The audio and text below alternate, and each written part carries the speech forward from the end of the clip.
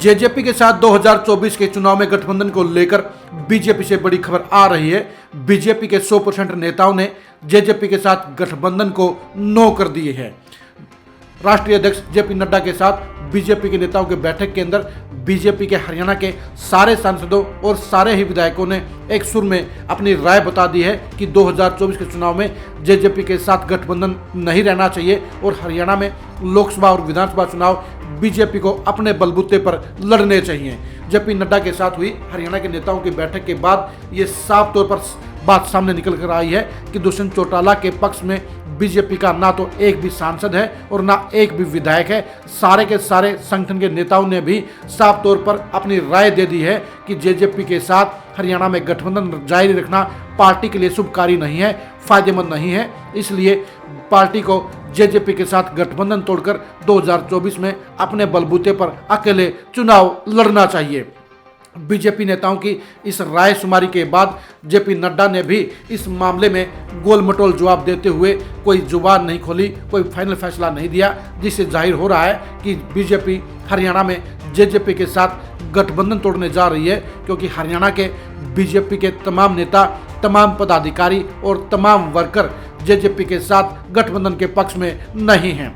BJP के सारे नेताओं का कहना है कि इस समय जेजेपी के साथ में नेगेटिविटी ज़्यादा है, दुष्यंत चौटाला का वोटरों में विरोध ज़्यादा है और जेजेपी का वोट बैंक भी 16% से गिरकर 4% रह गया है। इसलिए बीजेपी का फायदा जेजेपी को जरूर होगा, लेकिन जेजेपी के साथ गठबंधन करने का बीजेपी को कोई फायदा नहीं होगा। इसलिए लोकसभा के चुनाव में बीजेपी को अपने बलबूते पर ही चुनाव लड़ना चाहिए।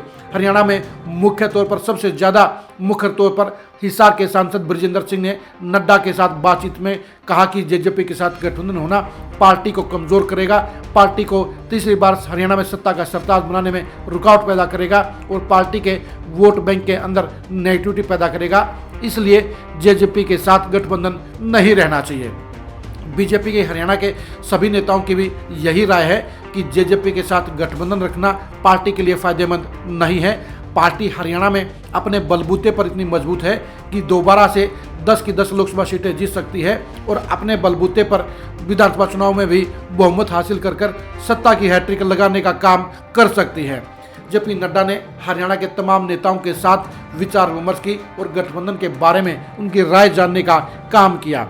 जेपी नड्डा के सामने जिस तरह से हरियाणा के तमाम बीजेपी नेताओं ने जेजेपी के साथ गठबंधन का विरोध किया है, उससे साफ जाहिर हो जाता है कि 2024 के चुनाव को लेकर बीजेपी अब अलग रास्ता अपना सकती है और जेजेपी के साथ गठबंधन तोड़ने का फैसला कभी भी ले सकती है। आपने रोड शो के दौरान पंचकुला में जेपी नड्डा और मुख्यमंत्री खट्टर के भाषण को भी सुना होगा। उन्होंने एक बार भी बीजेपी और जेजेपी के गठबंधन के बारे में बातचीत नहीं की, ना ही जेजेपी का कोई जिक्र किया और ना ही सरकार के गठबंधन के पार्टनर के तौर पर उनको शामिल करने का काम किया।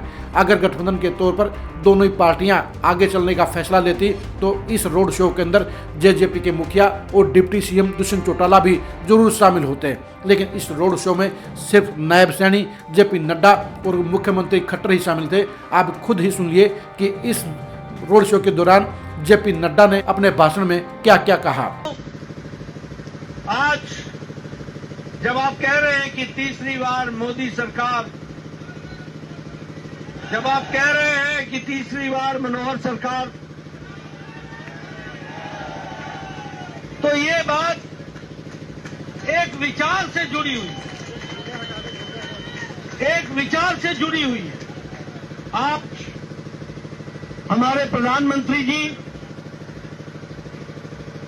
जो भारतीय जनता पार्टी के नेता, कार्यकर्ता, संगठक, जिन्होंने अपना जीवन इस विचारधारा के लिए समर्पित कर दिया, ऐसी शख्सियत आज हम सबको उत्साह देती है जब हमें पता चलता है कि दुनिया में सबसे अधिक लोकप्रिय नेता है तो नरेंद्र मोदी जी हैं। इससे हमें आपने सुन लिया होगा कि जेपी नड्डा ने गठबंधन के बारे में एक शब्द भी नहीं कहा है, जेजेपी के बारे में एक शब्द भी नहीं कहा है और गठबंधन सरकार का नाम भी नहीं लिया है। साफ तौर पर यही कहा गया है कि बीजेपी की सरकार ने ये किया, बीजेपी की सरकार ने वो किया और बीजेपी 2024 में क्या करेगी।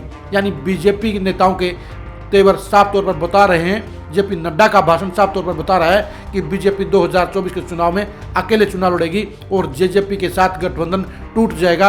अब देखने की बात यह है कि बीजेपी जेजेपी के साथ गठबंधन तोड़ने का फैसला कब लेती है, वो कौन सा दिन होगा जिस दिन बीजेपी जेजेपी को टाटा बाय बाय कहने का काम करेगी। 2024 में बीजेपी और जेजेपी के गठबंधन के अंजाम को जानने के लिए आप खरी खरी न्यूज़ के साथ बने रहिए।